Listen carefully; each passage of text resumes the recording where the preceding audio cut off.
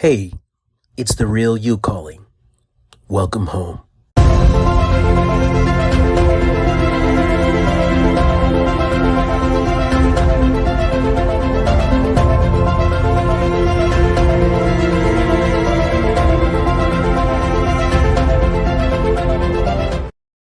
What would your life look like if you stopped second guessing yourself, stopped playing small, and finally broke free from the cycles that have kept you stuck? Well, that's what the Ignite Momentum Practicum is all about. It's a 6 week transformational coaching experience designed to help you break through people pleasing, self doubt, and codependency once and for all. And here's the best part, you get to choose your path. You can matriculate through the one on one accelerator. It's private, high touch coaching, you and me one on one. Weekly breakthrough calls, a custom action plan, deep mindset work, and real time support to help you reclaim your power and rebuild your confidence. Option two is the group intensive. This is where transformation meets community. Weekly live sessions with a cohort of like-minded individuals, hot seat coaching, Q&A, bonus trainings, and a space where you're truly seen and supported without judgment. So whether you want personalized guidance or collective energy, the Ignite Momentum Practicum gives you the tools, structure, and support to stop circling the same patterns and start building unstoppable momentum. Ready to take the next step? Schedule your momentum call now at ignitingmomentum.co. That's ignitingmomentum.co. You'll find all the details there. You're not here to shrink, you're here to rise. Welcome back to Rising from the Shadows. I am your host, Marlon Wesh, and today I'm thrilled to bring you another conversation with my guest, Dr. Christine Cocchiola. Dr. Cocchiola is a recognized expert on the experiences of adult and child victims of coercive control. She's a college professor of social work, and she earned her doctorate in clinical social work at the very prestigious New York University, where she was mentored by Dr. Evan Stark, a leading authority on coercive control. Dr. Cocchiola presents internationally on the dynamics of coercive control. She's educating professionals, advocates, and protective parents about the lived experiences of children and the most effective intervention strategies for both adult and children victims, or child victims rather, suffering abuse. Dr. Cocchiola, welcome to the show. Thank you. Thank you so much for that very nice introduction. My pleasure. On the homepage of your website, you say that you have been doing this work since the age of 19, yet that you didn't know it was happening to you, and that it took you so many attempts to escape. Course of control it makes it that difficult to escape, and the underpinning of all abuse is really that. Can you share a little bit of your story with us and your journey from survivor to now educator?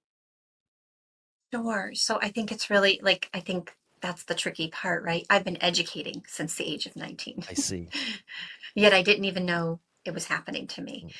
So, what we know about coercive control, and a lot of people have this perhaps incorrect, is a lot of people call it hidden abuse, and it's not.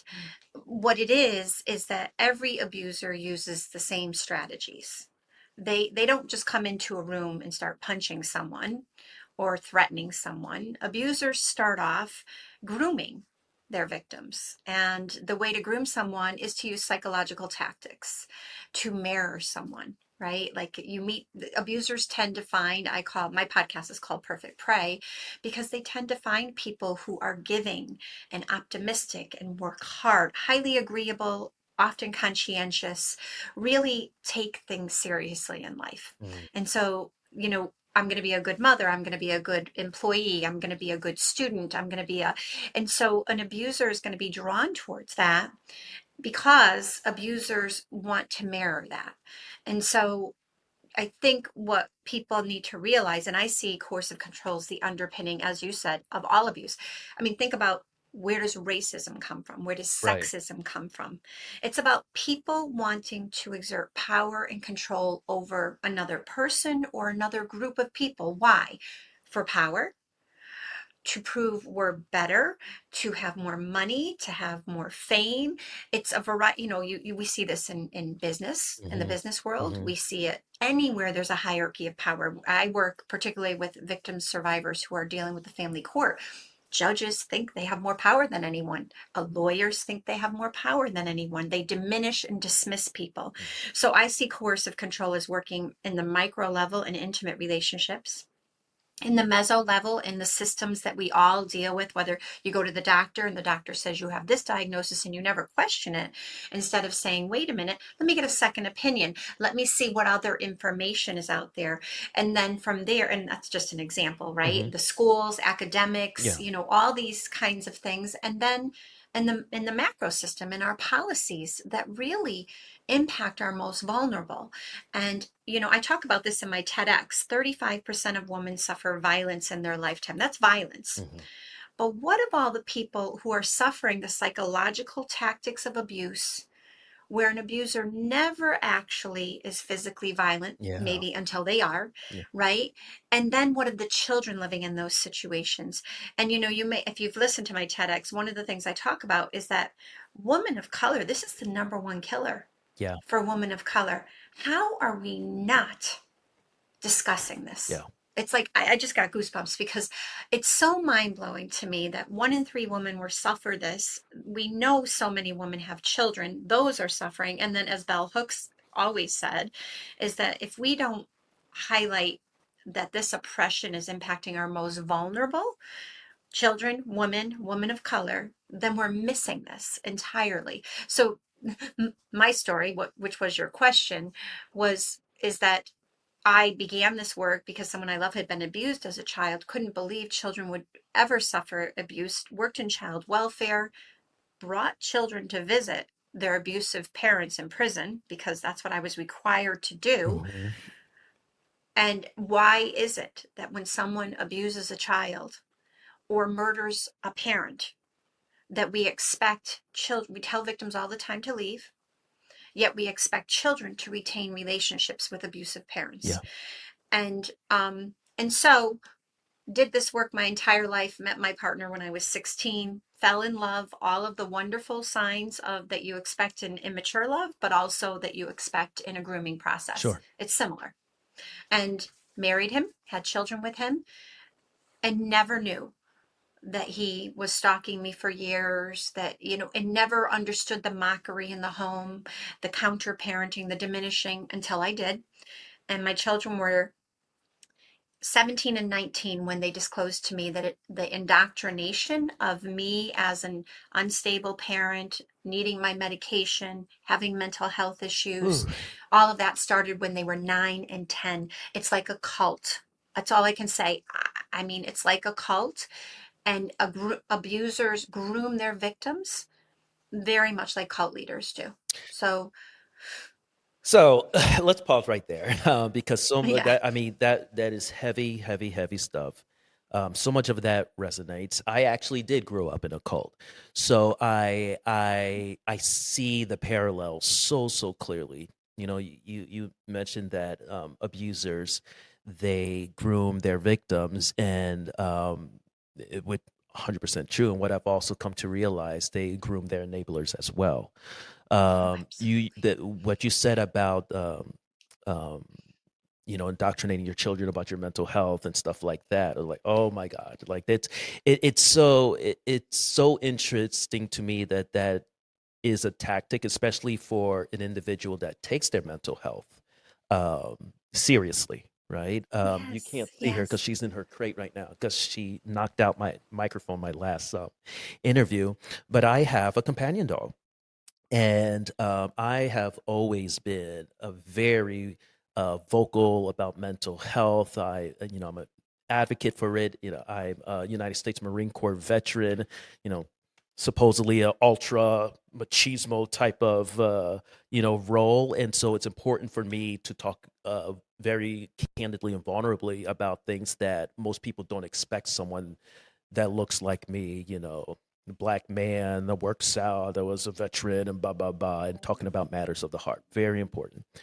And to hear those same things like weaponized and saying like, "Oh, I'm worried about you. You have a dog. You have a psych dog. You have a this," and it's like, isn't that a good thing that I take my medicine? Isn't that a good thing I Mhm. go to therapy? Isn't that a good thing? Like those are um, symptoms of somebody that's responsible and taking care of their health, just like you would if you needed to go to physical therapy, right? Um, Oh, God. and how long that this goes on before, and then what you said about you didn't realize until you did realize it, and now I'm realizing it as well. It's like, oh, that's what this was. That's what this was. This is this um, pseudo concern shown, but it really is to establish a narrative that you're unstable, you're unwell, and so this is not a me problem. Um, No, I love that you said all that because I think there's a couple of things. Men who are share their vulnerabilities, such as yourself, are unfortunately also suffering in the stratosphere, right?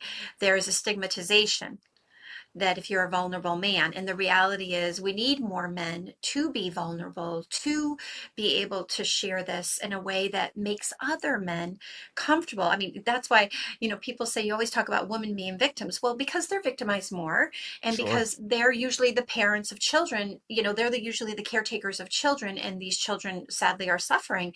But the reality is that we need more support for men also, that they can actually, like, why do we have this machismo effect, Hmm. right? And how harmful that is to, I always say it's harmful to boys and girls, men and women, Hmm. and anybody who doesn't identify, of course, along the binary, but how harmful it is. And I appreciate, you saying, because I think I want to like just make sure that the listeners understand coercive control is the underpinning of it all, Hmm. and it's a trajectory. Not all abusers, so I always say the savviest abusers know enough never to hit anyone. Right. Oh, they Right. know enough never to, because they're not going to lose their job or their image or whatever. So the psychological tactics are how it all starts. And sometimes these psychological tactics, by the way, think about child sexual predators. They're all Yeah. using grooming tactics. Yes. It feels good to the child. It feels good to the victim. And so then the tactics, there's like an opportunity that I'm going to go in and I'm going to like obtain control Hmm. by these wonderful qualities. And then I'm going to maintain it. And I'm going to gaslight and I'm going Hmm. to intimidate slowly. And the more that you pull away, I'm going to intimidate more Yeah. and I'm going to isolate more. Yeah. And then if you decide to leave, as you said, I said escape is elusive on my website. If you decide to try to escape, oh man, Yeah. now I'm going to come at you. And this is Yeah. when we see murders happening. This Yeah. is when we see children harmed. Is the trajectory goes from psychological to always financial. Then Hmm. there'll be legal if you're involved in the court Hmm. system. There'll be weaponization of children. And as Jane Mockton Smith talks about in her homicide timeline, then there's homicide, Yeah. you know, Yeah. if they need to pull that out. Yeah. Yeah. There's, it's we could have we could have an entire conversation on cross sectionality, right? And how the way specifically, let's talk about Western society, how it raises, people that identify as boys and girls differently, and how power is used differently depending on how you identify, right? Like you talked about murder rates, and that is predominantly women victims of domestic violence. Like murder is a reality at the hands of their male perpetrators, right? Um, but that's not so on the flip side, right? And but that's not to say that course of control is not used in it. So I think it's so interesting how you called it the underpinning of abuse, because for me, I grew up very physically brutalized by my family of origin, and suffered sexual trauma from family member as well. And so my adult uh, uh, abuser is not going to put their hand on me, because that's such a clear line that's drawn that this bad, right? Like, Mhm. but anything above that, when you're when your threshold for abuse is like so high, you think anything Yeah, that is not that is just like relational problems, right? Um, 100%. so let's get into that because also on your website, you stated that coercive control can be so insidious. You said physical violence is not the defining characteristic, it's a pattern of coercion and control. Abusers do not show up with signs saying, I'm an abuser. And in the beginning of my journey from healing from narcissistic abuse, it felt so important for me to identify what was happening to me. And when my therapist identified that my former partner's behavior as textbook coercive control and narcissism, I felt relief in finally knowing. So, can you define for us what is coercive control and how, in your experience, does it impact adults and children victims? If this podcast speaks to you, if you're on the path of healing, reclaiming your voice, or just trying to piece together who you really are after surviving the unthinkable, I want to invite you into a space where you don't have to do it alone. Join our Facebook group created for survivors, cycle breakers, and people rebuilding themselves from the inside out. In there, we go deeper. Weekly prompts, live streams, raw conversations, and a whole lot of people who just get it. No pretending, no pressure, just truth, growth, and community. Search Rising from the Shadows, The Path to Reclaiming You on Facebook, or hit the link in the show notes to join the community. If this podcast speaks to you, if you're on the path of healing, reclaiming your voice, or just trying to piece together who you really are after surviving the unthinkable, I want to invite you into a space where you don't have to do it alone. Join our Facebook group created for survivors, cycle breakers, and people rebuilding themselves from the inside out. In there, we go deeper. Weekly prompts, live streams, raw conversations, and a whole lot of people who just get it. No pretending, no pressure, just truth, growth, and community. Search Rising from the Shadows, The Path to Reclaiming You on Facebook, or hit the link in the show notes to join the community. Yeah, so coercive control is a pattern of behavior, a multifaceted strategic pattern. These people are very strategic uh, to exert power and control over another person. And so, again, like when I talked a little bit about how there's the beginning stage and it often feels good, right? What I'm going to do is I'm going to create opportunity for me to push your boundaries if I'm an abuser so that your world gets smaller and smaller and smaller. Mm, So your voice gets smaller and smaller and smaller. So I strip you of your agency. Dr. Evan Stark used to call it, when he was around, God bless his soul, a liberty crime. It takes away someone's freedom. Isn't it interesting that I was teaching every single semester on the power and control wheel by the Duluth model, the accredited model, post separation abuse model? Every mm, single semester I'm looking up at the whiteboard teaching on it, yet I didn't realize it was me. Because why? Back in the 90s and 80s, people were taught to look through the violent incident model whenever they thought of mm, abuse. And so we don't even have child welfare agencies that are really determining psychological abuse of children, when actually that's the beginning stage of sure. abuse. So, unfortunately, people often conflate psychological abuse with coercive control. And the reality is, again, it's the underpinning of it all. And abusers use various tactics, multifaceted strategic tactics, to gain control over another person. And I would say that, again, a diminishing of autonomy. For me, one of the number one red flags is when someone uses a vulnerability against you. Mhm. Something you shared with them, they bring up in an argument, or you tell them you're on medication. They're like, maybe you need your meds, right? Like, those are the types of things. Mockery is huge. Abusers like to mock us and then say it's humor, Mhm. and then say we're too sensitive, Mhm. right? Of course, gaslighting. So as soon as a victim begins to question their reality, because gaslighting is different than lying, right? Right. And so understanding that someone might lie to you, you catch them, they say, oh, you caught me, right? Gaslighting is now they've deflected the conversation, right? So arguments become, you're confused when you leave an argument, right? Um, intimidation can look very overt. It can be like blocking someone physically, but Mhm. it also can be, listen, I know that if I leave this person, escape, man, things are going to get worse for me. Why do victims always go back? We know that there's a pattern of victims leaving, escaping, then going back, escaping, then going Hmm. back. Did you know the number one time that a victim's life is at risk is the moment she files a restraining order? Wow. We tell victims all of the time. 1/5 of women in a study out of California, done by some really phenomenal researchers, Vites and Sorensen, found that 1/5 of them were murdered within 2 days of getting a restraining order. Jesus. So we tell victims to leave all the time, and we ask them why they haven't left. And then we of course force their children with these abusers, by the way. Yeah. That's a whole nother conversation. But then they're at risk and they know this. Like we know when you're living in this situation, you know what would happen if you disclosed you had an abuser in the Yeah. family system. The adults all align. Sometimes they're afraid of that abuser, or they can't believe it's true, or they're getting, I mean, I used to work in child welfare, and I can't tell you, and there's a research out recently that says the number one perpetrator of child abuse is a stepfather.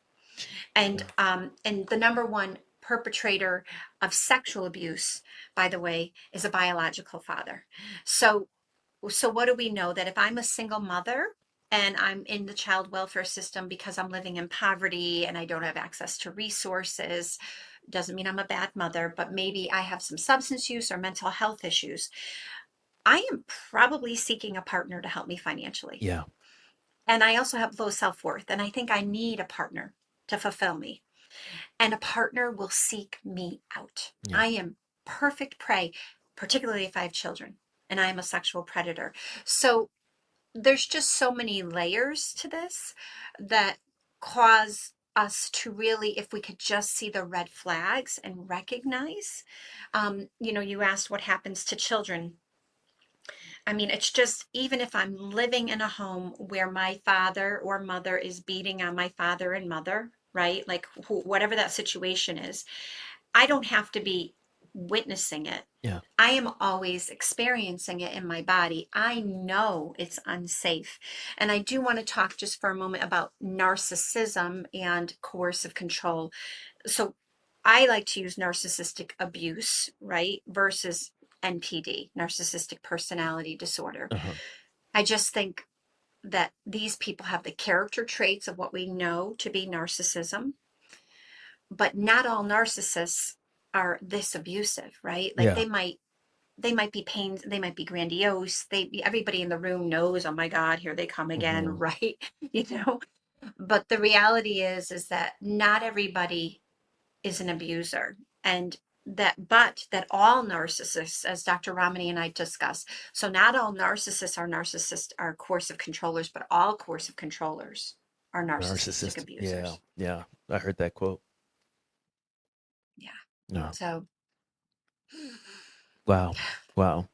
Um, I'm definitely having experiencing like a physiological reaction right now because everything you like the process of gaining control and what I say is even if you're no longer in that relationship or in the physical presence or what have you, this is so insidious that it finds ways that you continue to abuse yourself on their behalf when they're no longer necessarily able to do that.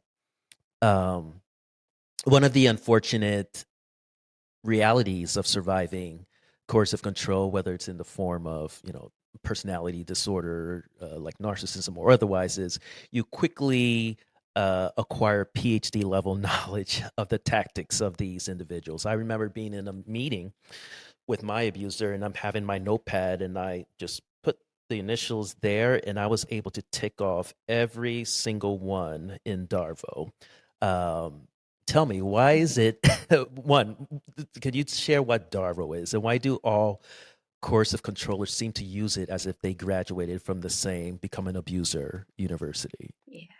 Yeah, so DARVO is a term that actually was created by Dr. Jennifer Fried back in 1997. A lot of people don't realize it's been around for a long Mm, time. She was researching victims of sexual abuse, and she kept finding, and that's also when she created the terms betrayal blindness and betrayal trauma. Because what she found is that often when a child or an adult came forward after being sexually abused, the abuser would deny, attack, and reverse victim and offender. And then, of course, what would happen is that a child would readily be silenced, right? mm-hmm. And oftentimes these would be caretakers. I mean, I saw this along in my own work when I worked for the child welfare agencies, where, this was the person supporting the family system and they were helping to pay the rent. And now, if a child discloses, we've lost monetary assets to actually be able to not be homeless. Yeah. I mean, you could imagine the threat is real. It's an imminent threat, whether it's overtly said or covertly understood, right? And so she did research and she saw that this just continues to happen. And she then spoke out openly about the Johnny Depp Amber Heard case Mm, because anybody who's listening, I was one of 10 people who was on her amicus brief for her appeal. And the reason for that is because I knew immediately it was an example of coercive control. And whatever people heard out there, I'd like them to now delve a little deeper if they're interested. If you're sitting here listening, you're like, Amber Heard was guilty. She was crazy. You have to understand there was a lot of social media promotion yeah. to create a narrative that was false and to act, bots were created online. And there was a lot of information that is not accurate. And but what we know again is that very powerful people have the ability to do this very readily. Harvey Weinstein did it, Mm-hmm. obviously Jeffrey Epstein. I don't know Mm-hmm. if you know, Jeffrey Epstein's case was originally, I think, in Arizona, where he had young people who had come forward, and what they did is they kept postponing. The governor of Arizona apparently assisted in postponing his trial in Arizona so the young girls would get older. Oh, Jesus. So this is that's coercive control. Yeah. That is like exerting power and control over others to gain what you want, to create your narrative. I see that as a macro system coercive control. So anyway, to your point, I think that these these people are really adept at what they do. And Dr. Jennifer Fried saw that and saw that, and we talk about this often. Every single perpetrator, the accusation is their confession. The moment you hear Yeah. an you're cheating on me. Mm-hmm. You're stalking me. The moment someone hears that, they should immediately say, "Oh my God, he or she is cheating on me. Yeah. Oh my God, he or she is stalking me." Mm-hmm. Because that is how they roll. They become the victim and they take on the victim status, and then they do a really great job performing in public spheres, Yeah. usually, right? They go to court, they might be the moneyed parent. They're able to pay for the best attorneys. Mm-hmm. Attorneys choose who pays them. People ask me all the time, who's a good attorney for me? I'm like, I don't recommend attorneys because I've seen attorneys play both sides. They will play really well for a perpetrator, and they will play really well if the victim has money for the victim. They don't, they're not, it's not integrity based. Yeah. It's money based. So yeah, so that's quite a lot there. But anyway, betrayal trauma is when we've been betrayed over and over again, and then the system betrays us. Mm-hmm. How come people often say to me, how come child victims, um, we can't? Or, well, because you have to go on the stand and face your perpetrator usually. Yeah. And usually these cases are a couple of years out, and there's intimidation tactics used. And so what happens with perpetrators, we know that less than 3% of child sexual predators are arrested, convicted, and imprisoned. Why? And about 93% of them are known to the child. Why? Because what child is going to be able to testify? And then we used to say, how do you determine if a child's been sexually abused? Well, there's physical evidence. Well, if you bite the inside of your cheek, how quickly does it heal? Right. So if I tell you on Sunday that last Sunday I was harmed, the evidence is gone. Right. Doctors were saying children lie. Yeah. And so then what do children learn and adults learn? They learn to be blind it's betrayal blindness. I'm Yeah. just going to be blind to it. Yeah. Yeah. Yeah. I can say, I have been in some form of therapeutic care since I was probably 18, 19 years old. And so it, this fear isn't new to me. And I can sit here and say that if I wasn't as much of a voracious journaler as I am, I think I could have been convinced that these things didn't happen to me. I'm Wow. 38 years old. I think I could have been convinced. Like, damn, if everybody is looking at me like crazy, like maybe I am imagining this. Like, Mm. I can't tell you how many times I've had to go back and like, oh yeah, no, no, October 14th. Like because it's like you said, institutions and everyone. The other day I You, heard a phrase used to describe coercive control as the slow erosion of freedoms and autonomy, and that certainly resonated with me. In my case, it was really the gradual mounting requirements, mhm. where the goalposts just kept moving and kept me increasingly, surveilled or too anxious or depressed to figure out what was happening to me. Can you give an example of this like slow erosion and why it's so effective? Yeah, and I want to point out something else that I think you hit on that I think is really important. So Biderman's coercion chart, Biderman researched people in 1957 during the Korean War under communist regime. Mm, He researched military men who were prisoners of war, over 4,000. right.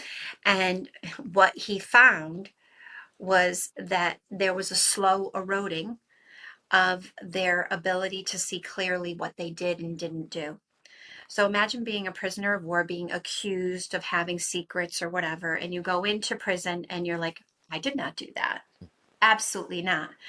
And what happens is slowly over time, it's exactly what you were just talking about. You go from knowing this happened, for in your case, knowing this happened, to all of a sudden actually not being sure it happened.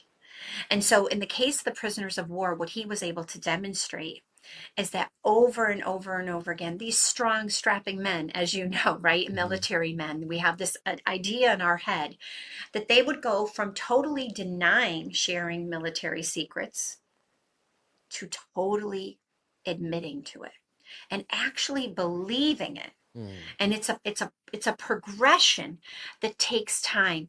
And the way to take time is to do exactly what you said, to create goalposts and then move them slowly further and further out, to give someone something. So for you, a lot of the times, maybe the goalposts were being moved out. For some people, it's like for a prisoner of war, giving them a blanket tonight, mm, giving them maybe a mat, a pillow, instead of them sleeping on a concrete floor, giving them a piece of bread. All of a sudden, the prison guard is no longer the enemy, yeah.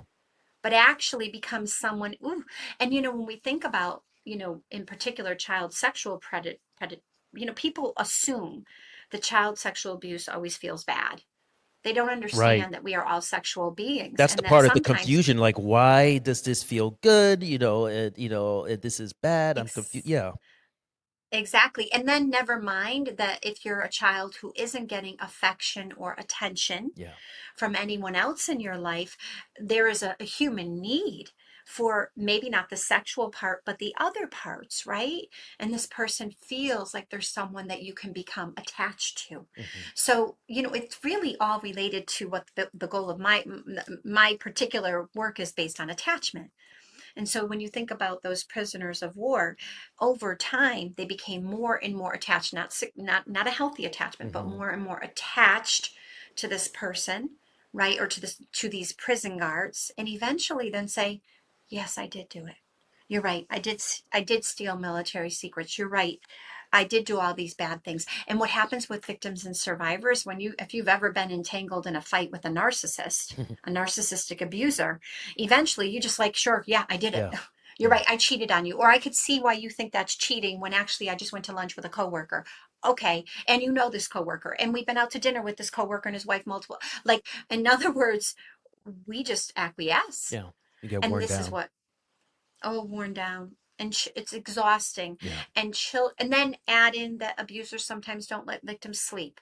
Add in that they Yes. might be overtly abusing. They might actually be physically Yeah. violent. They might be sexually violent. They might be saying out loud, if you don't do this, I'm going to take away your children or you're going to lose your finances. Add in that victims are dependent in so many ways, because if I've made your world smaller and smaller and smaller, who is your only person now? Mm-hmm. Me, the Mm-hmm. abuser. Mm-hmm. I've taken away your family, your friends, your coworkers, whatever. And again, in my case, I was pretty lucky because I still held on to my work as a place where I felt so fulfilled. Mm. And he wasn't able to take that away. And frankly, I don't think he wanted to, because for him, it was like a little bit of a, my wife's teaches at a college, it was like a little Yes. bit of a status thing for him, Yes, right? yes, yes.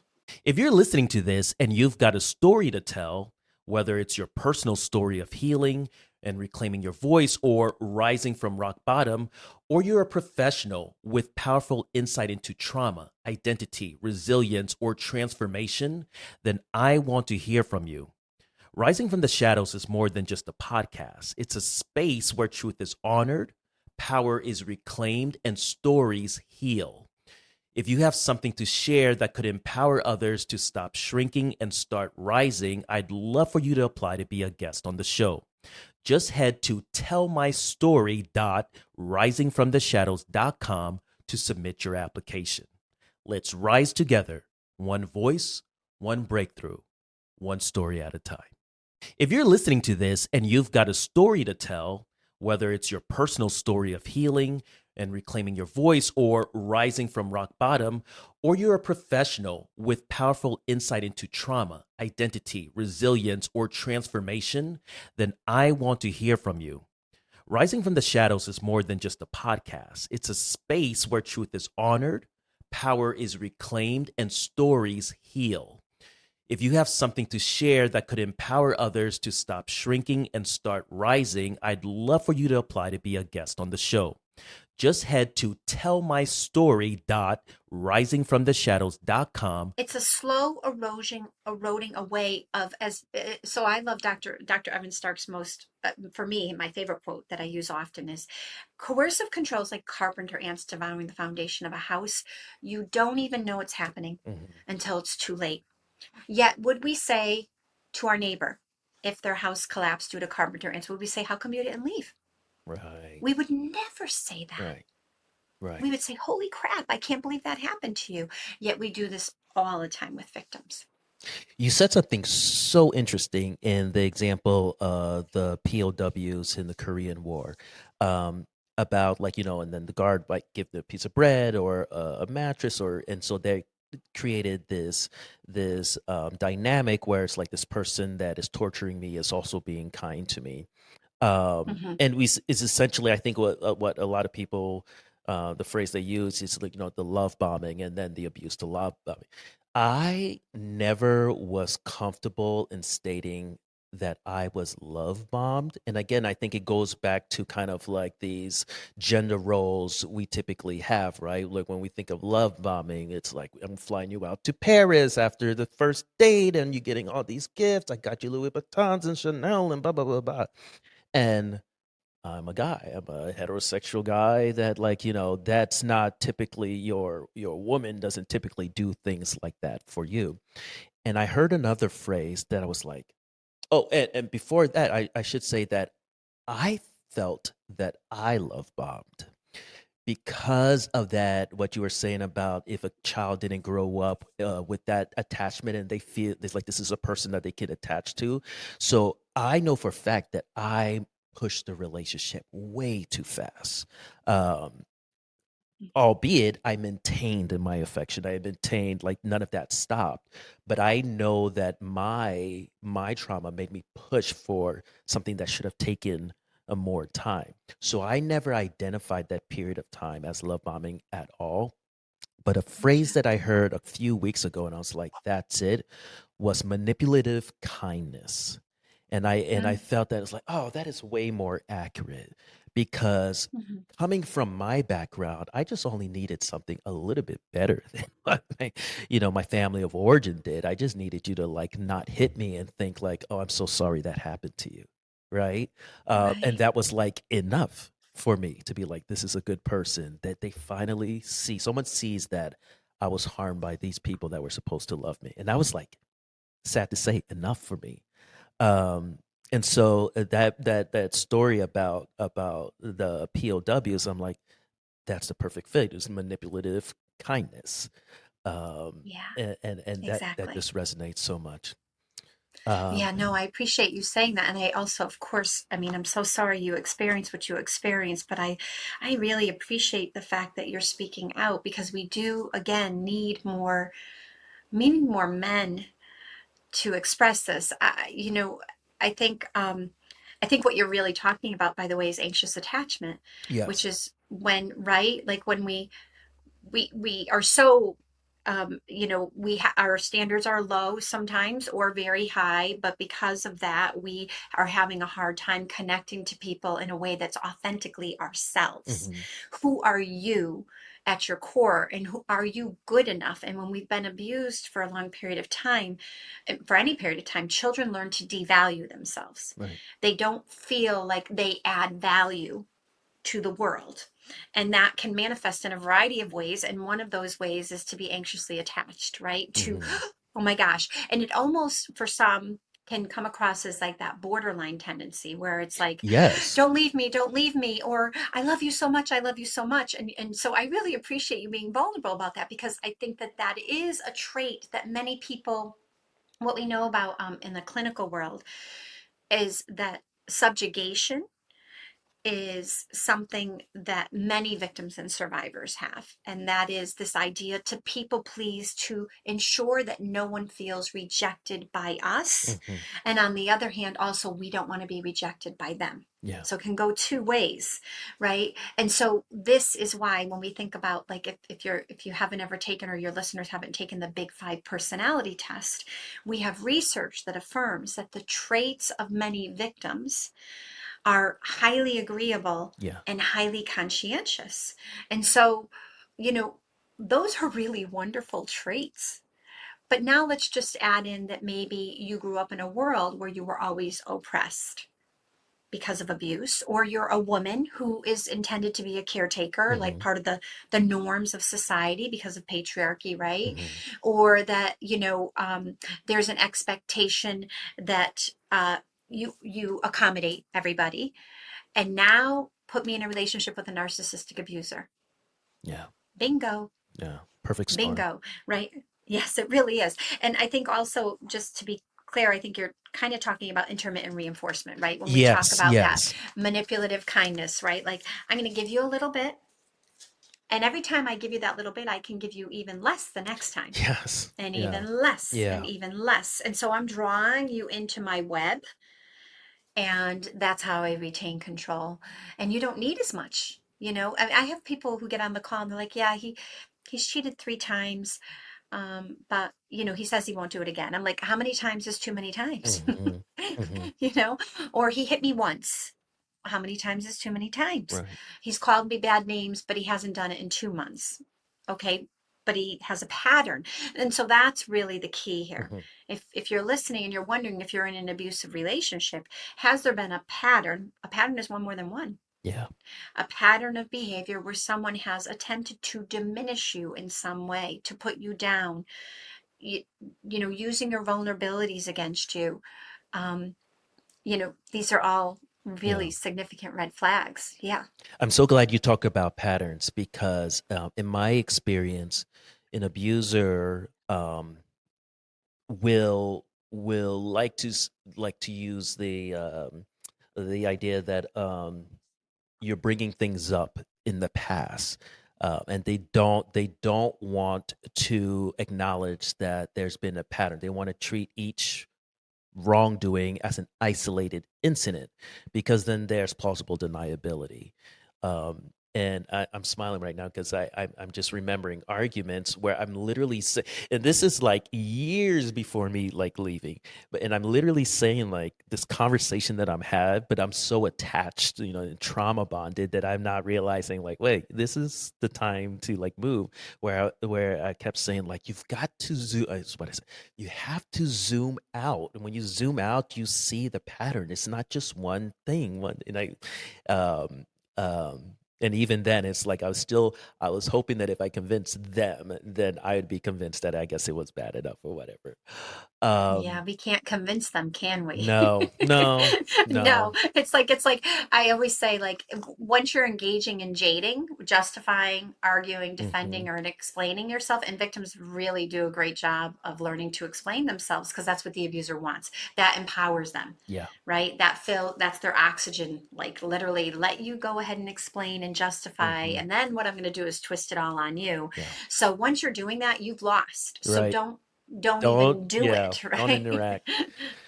Um, you have uh, you have a heart wrenching video on your TikTok, and you use Jenga to illustrate how a predatory parent covertly goes about to fracture the foundation of trust and safety that a child has with the safe parent. Um, I've seen this with my own eyes, with as simple as a tactic as daddy must not be available to pick up the phone and talk to you, Mhm. despite being there less than 12 hours before, right? I'm very intentional now with my children to have conversations. I love talking to them during bath time. That's just kind of like an intimate time for me, where I'll be like, that daddy loves you so much and I love talking to you. And if there's any a time where, I don't pick up the phone, where you're at mommy's, it's not because I don't want to talk to you. But for me to be the best dad for you, it's important that I rest and I have some me time. So I'm all energized for our shenanigans. That's how we put it. We do our shenanigans. Um, in your professional opinion, how can a parent safeguard that foundation of trust and safety that they've created with their children despite attempts to erode it? Um, so I have several acronyms. One is the three P's. It is really important to your point. You said take the wide lens. I call it the 10,000-foot view. Predict that every time your child is with that abusive parent, they are hearing things that will erode away to fracture their attachment to you. I call it malicious fracturing of attachment. Just predict it's happening. Mm, It's happening. And then prepare yourself. So let's just say this weekend your kids are going off to their other parent's house and you just bought a new car. Just predict the other parent's going to talk about how you spent so much money, that that you don't have money for them, that you spent or that you bought a dumb car, or the color of the car is gross, or just predict that they are going to use something against you. Now, maybe you didn't do anything new this weekend. What are the normal things? I always say to protective parents, you know this abuser better than anyone. hmm What are the things they know about you that they can say bad about you? What are the things that they already, they know about you? You're on medication, oh, your daddy always has to see a therapist. So now your kid's never going to see a therapist, right? Like predict it and then prepare. Because when your children, as they age, they're going to start coming home and actually accusing you of these things. That's what the abuser wants them to do. The mm abuser wants them to coerce and control you because they become the weapon. They're weaponized. And so just prepare for it. And I always say, if your child's not doing it now, I'm so happy for you. But believe me, it can change on a dime, literally a dime. You may have a child they come home, they're so happy to see you. And then the next, like all of a sudden, they're like mad at you. And you're like, what the heck is going on? Nothing is personal. It is an indoctrination that's occurring in their brain. They are harmed by it. I always say, this too. If your child came home with a broken leg because they hurt themselves on the soccer field, you treat them differently. Just assume that every time they're coming home, their brain has been fractured again. There's a mm breaking down because if we think about how the brain works, especially when we're young, We're more in especially if we're harmed, we're in reptilian mode a lot. We're in the lower part of the brain. Where their connection to you is in the limbic section of the brain, and that connection with you is regulating them. It helps them feel safe. And then cognitive processing, that higher section where they understand, wait a minute, mommy or daddy's behaving. What's going on there? That's weird, right? That can't come unless there's regulation and connection. And regulation and connection can't happen unless we're out of the reptilian part. Mhm. So if I've been made to feel all weekend that dad is unsafe and I come home to dad's house, I'm in reptilian mode. Mhm. Just predict that. Mm. And now, how do you help them regulate? How do you create co-regulation with them? It may mean that you are not at the door waiting for them, depending on their age. It may mean that you give them some space. It may mean 24 hours of just calm, even if they did really horribly on a math test last week, Mhm. even if they called you a horrible name last week. Calm. And then once we can get them to regulate, we can create connected experiences, and that will fire up the limbic system. Mm. And then if we can fire up the limbic system, then we can hope eventually they can cognitively process what's happening to them. So just assume they're coming home with broken brain. Wow. That's it. Wow. Wow. Yeah. Yeah. It's Can't imagine a parent doing that to a child.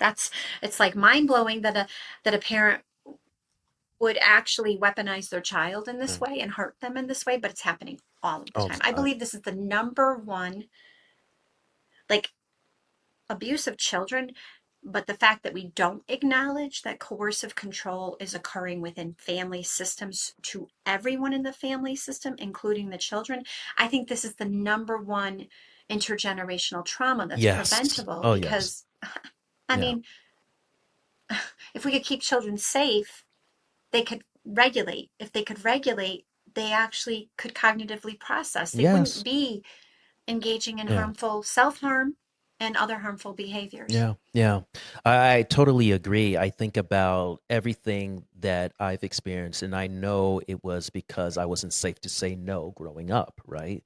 Things that I allowed. And I think about how I raise my children now, and they don't get in trouble with arguing for me. Like, I want them to, like, critically think or feel like they have a voice. Do they get their way? No.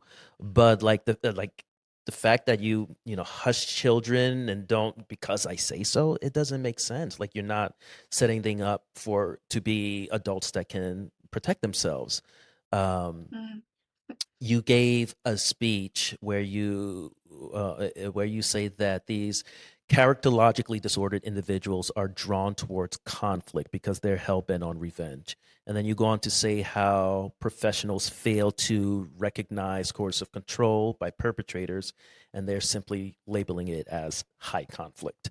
Um, Mhm. this struck a chord because that's been my experience as well. After leaving my abuser, I've endured an incessant campaign of harassment that has, to this day, despite documented evidence, gone dismissed by mediators, attorneys, therapists, family members, and more. I've interviewed over a dozen survivors of narcissistic abuse, coercive control, and I know that I'm not unique in this at all. How do survivors like myself and them fight against what you label as this institutional betrayal? Mm. Yeah, and that's actually another word that Dr. Jennifer Fried came up with. She's just quite remarkable. Um, yeah, how do you? Well, you strategize the court system. I always say to my clients, just assume that no one has your best interests, a Mm. victim's best interest, or the children's best interest at hand. And what does that mean? That means that the more that you fight, typically, the more that you fight, the more you're going to lose. You unfortunately can be, and we see this a lot with women because you probably know that women are pathologized at a pretty high rate, right? Sure. Like, she's emotional, Yep. she's Yep. hysterical, she's got mental health problems, right? But in general, the system doesn't work to protect children. And so I would say that sometimes 50-50, is your best option. 50 shared parenting Hmm. is your best option, because if you fight, unfortunately, all too often, victims and survivors, these perpetrators have usually more money, and certainly they get aggressive attorneys. So, Yeah. when the typical person gets a divorce, they're just like looking for an attorney. They're just like, oh, they Right. don't realize they're walking into the den with the wolf, right? And so, you get a fair, decent attorney. You need a bulldog if you're going into these types of Hmm. situations. So that's what you need. And so an abusers typically get the bulldog. Yeah. And victims and survivors also are blindsided by it, because you go into these situations thinking it's going to be fair. Right. There's going to be justice. Yeah. Everybody's going to see the trail of Sure, emails we I've didn't work received that have out, been but we both harassing. want the best thing for the kids, right? Yeah, no, right. So I just think it's really important that you have you put on, it's people say, but you're telling me to acquiesce again to me sometimes. And I'm like, no, no, no, no, you don't understand. I'm telling you to have the ability to see what's in front of you now. Hmm. And if you don't see it and you keep fighting, it's going to get worse for you under most circumstances, not all circumstances. But I will tell you that I have mothers who have like pediatricians disclosing abuse to child welfare. And when they go to court, the abuser calls her an alienator and she loses custody. And I'm talking about actual physical evidence by a pediatrician. This is the world we're living in. Abusers have a lot of power in the system, and it's very scary. It's very scary. There's actually, and if we think, it's so funny, because if we think like you and I are having this really wonderful conversation to educate people because we care, we don't want children harmed. There's fathers' rights groups. It's called the Fathers' Rights War Room, where Mm. they actually are talking in a group on how to get custody from protective, safe parents. Mm. I mean, that's the world we're living in. It's really kind of sad.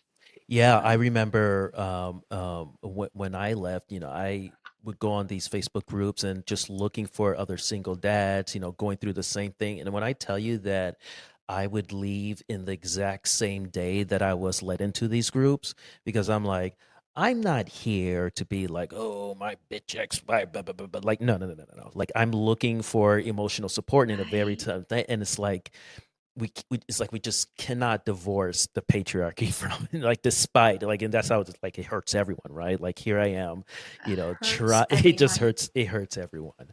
um if there's one key lesson that you'd like our listeners to take away from our conversation today, what would it be? Oh God, I don't know if I could say one. I'll try though. I would say a couple of, I have to say maybe two. If you're in, ask yourself, does my body feel good in this relationship? Yeah. Because we fail, we lose our intuition in these relationships. And if that doesn't work, ask yourself, would I want my sister or would I want my mother to be in this relationship? Right? Mhm. So that's number one. And I think number two, if there's protective parents listening, you have so much influence. I created a protective parenting program because I wanted protective parents to have the therapeutic skills to help their children as they go between two homes, Mhm. as they're dealing with all of this. You probably know I co authored the book Framed Woman in the Family Court Mhm. Underworld, but I'm coming out with a new book. It's for children. It's called Every Moment of Every Day. And it's for children who don't want to go to the abuser. And if they're forced and they don't have a choice, how do we help them in their body regulate and understand that we are there for them every moment of Yeah. every day, even when we're away? Um, so protective parents have so much influence. You can do so much with the time you are with your children, even if they are coming home dysregulated. Know that they have broken brain, that they are suffering, that they are experiencing exactly what you Yeah. experienced. It might be more covert, but Yeah. they're experiencing the same thing. Yeah. Yeah. Yeah. I love that. Thanks for sharing that. This conversation has been incredible, and I know our listeners are walking away with so much insight and inspiration. Where can listeners connect with you, learn about your work? Sure, sure. I'm at coercive control consulting .com, or you can go to I Know Your Heart, because I believe protective parents know their children's hearts better than anybody. I know yourheart.com will get you there too. And I'm on Instagram and LinkedIn, Dr. Cocchiola, Coercive Control. So, And we'll yeah. put that all in the show notes so our listeners can have ready access to it. But thank you so much for sharing your insights and your wisdom with us today. And to our listeners, thank you for joining us on another episode of Rising from the Shadows. Please don't forget to subscribe, like, comment, and share this episode with someone you think would benefit from it. And if you can go on any platform that you listen to this podcast on, go ahead and give us a 5-star rating. I greatly appreciate that. And as always, remember that healing isn't the absence of shadows, it's learning to thrive in your own light. So rise today, rise tomorrow, and rise always, because the shadow doesn't stand a chance. Take care. If you're an event organizer, HR leader, or educator looking to bring a powerful voice to your stage, someone who speaks truth, ignites momentum, and empowers your audience to rise above what's held them back, then I want to talk to you. My keynote, Rising from the Shadows, is more than a talk. It's a transformative experience that shows people how to stop shrinking, start healing, and stand fully in their story. I've lived it, I teach it, I walk people through it. So if you're building a lineup of speakers who don't just talk but move people, head over to marlonwesh.com to create something unforgettable for your audience.